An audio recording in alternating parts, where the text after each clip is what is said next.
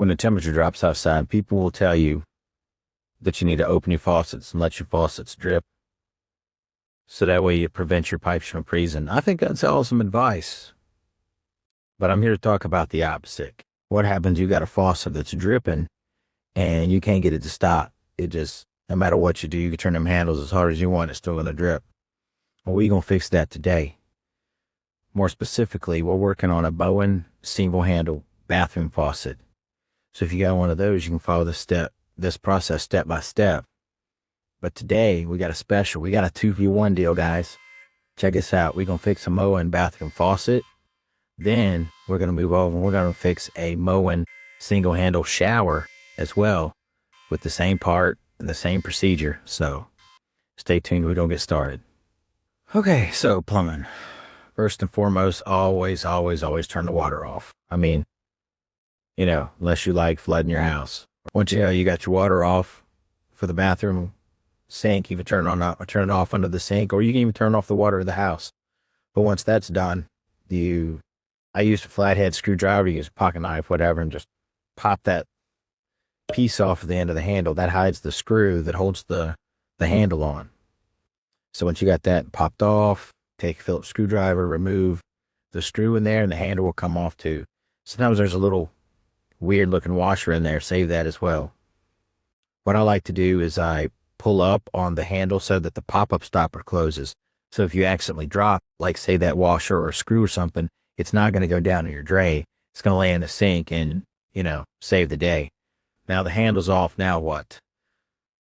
Around where the handle was just at, there's a ring, and it could be considered a beauty ring, but it actually does have a purpose. So we'll see that in just a minute. So what you want to do is I use needle nose pliers because they're thin and they don't bend the shape of the ring.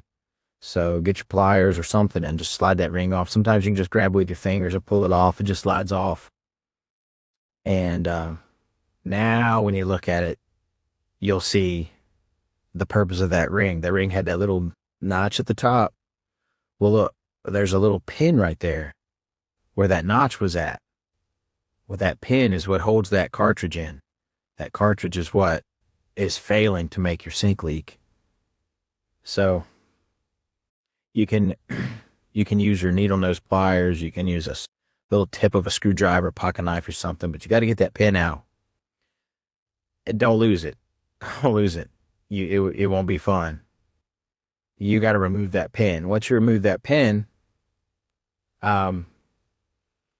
your cartridge is free to take out. If you can take it and pull it out, that's great. They do make a tool called a cartridge remover that you can use. I've had to use them once or twice, but generally if you follow what I'm doing, you can usually get it.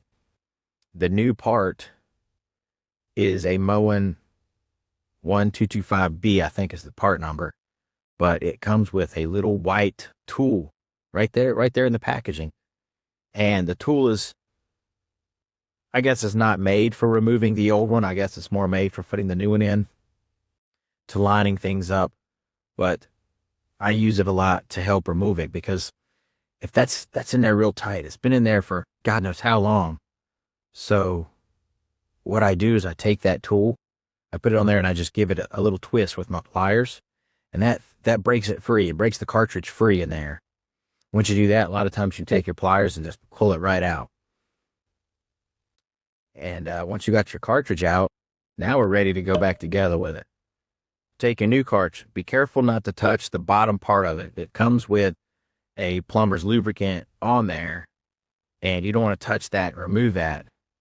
If for some reason you do, you can buy plumber's lubricant, put on it. You can put plumber's lubricant on it just for the hell of it if you want to.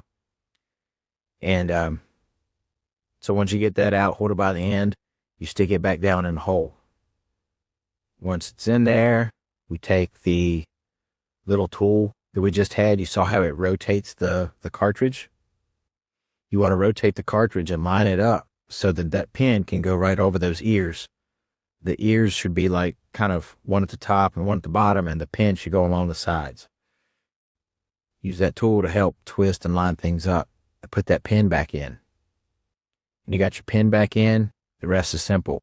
Slide the sleeve back over the pin, put your handle back on, and insert the screw, tighten it down. Don't put your cap back on yet, though. Hold your horses. You want to turn your water back on. And here's why.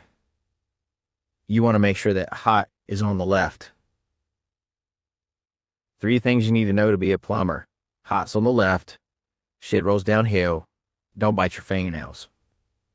Anyways, all joking aside, you need to make sure hot's on the left. So turn your faucet on, let the water run for a little bit, flip it over to the left. If you got hot water, great. If you don't have hot water, flip it to the right. And if you have hot water, it's so easy to fix it. Turn the water off, remove the handle. Once you remove the handle, a little stem popping out, you don't have to turn the whole cartridge, just that little stem. Turn it 180 degrees. Then put your handle back on and check it again. And you should have a switch back. And there you go. Once you finish that, you put the cap back on, and you're done with your mowing faucet. How cool is that? I said we got a 2 for today. So let's move on to the shower.